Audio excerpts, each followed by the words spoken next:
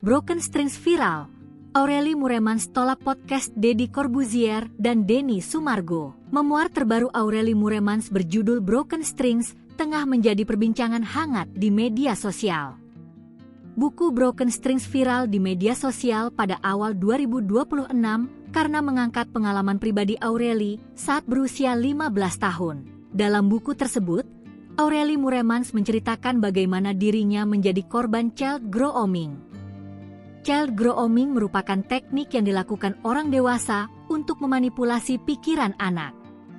Tujuannya untuk mengeksploitasi atau melecehkan anak secara seksual. Buntut viralnya buku Broken Strings, Aureli mengaku banjir tawaran podcast hingga wawancara.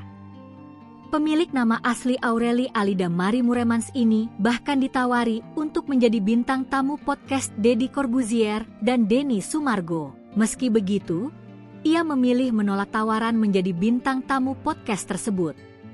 Bukan tanpa alasan, diakui Aureli, ia tak ingin terus-menerus membahas masa lalu remajanya yang kelam. Terlebih, aktris kelahiran Brussels, Belgia, 8 Agustus 1993 ini mengatakan kejadian yang dialaminya saat remaja aslinya lebih mengerikan daripada yang ia tulis di buku Broken Strings.